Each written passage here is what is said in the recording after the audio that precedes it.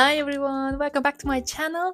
In today's video, I'm gonna dive deep into the 100 Heads challenge and how it transformed me completely. Like, seriously, there's no going back to my old version after this. First, I will give you a rundown on the challenge. Second, I will share with you my personal goal for taking it on. Then I will share the 100 portraits with you, and then finally I will wrap it up with the life-altering lessons that I gained throughout this experience. So let's get started. So what's this challenge all about?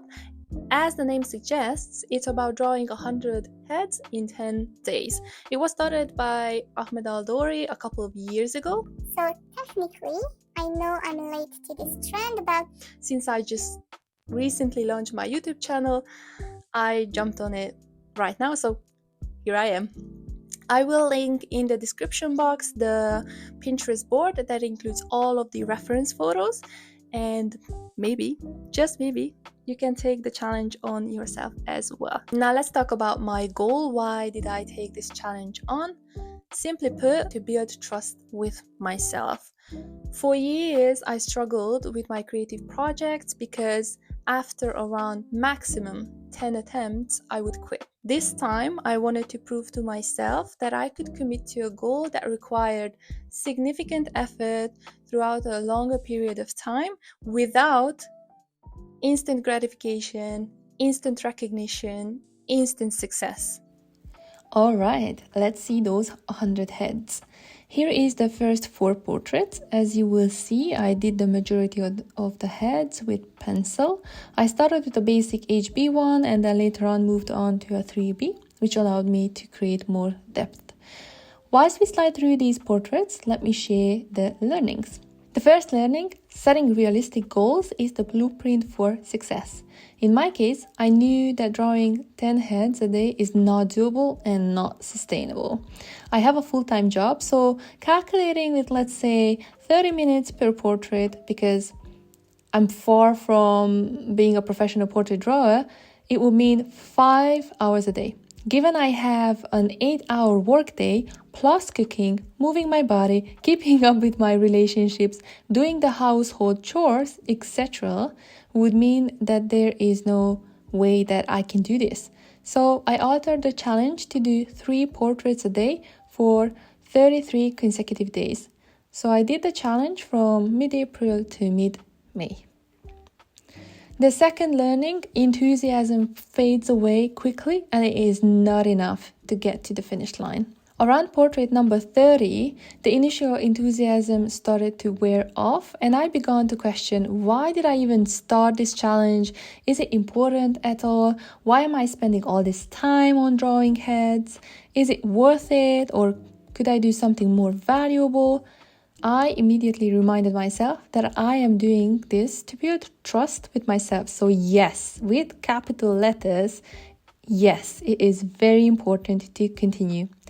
Imagine if I quit there. That was only 30% of the project. It made me realize that enthusiasm will not even carry me to halfway, and probably that is what happened in my past creative projects. It also made me conclude that the why behind my intention is super important. It needs to be something so strong that could hold up when I am in doubt. Something that is truly important to me. The third learning, scheduling is everything. In my daily planner, I wrote draw 3 heads as a task, but not only that, I was very specific. For example, April 29th, draw portrait 38, 39 and 40. That was super helpful for me to stick with the task, and I knew exactly at which portrait I am done for the day. By the way, in the numbering of portraits, initially I followed the numbers from the Pinterest board, but then I started to select randomly heads that intrigued me. Learning number 4, prioritization is key. I know I'm not saying groundbreaking new things here, but it definitely was a game changer to apply it. Priority meant that I did the heads first thing in the morning, like I woke up at 6 or 7 to do them so I can tick them off of my list before my day started. When I did not have the chance to do them in the morning, I did them in the evening. Even if I had a long, hard day, I would stay up until 11 or 12 at night to finish them. There was only a couple of days where I could not draw, but the next day I caught up with the pace because I did not want to fall behind and let it discourage me. Learning number 5. Done is better than perfect. Some portraits were a lot trickier than others, and no matter how many times I have redrew them, they still have not turned out as well as I would have wanted. They gave off a second cousin vibe, similar somewhat, but you could still wonder if they are from the same family. Then I realized I cannot get stuck with a given head. I need to just let it go and continue. It is more important to finish all portraits than to perfect the last touches on head number 51. It's fine to have crappier portraits here and there.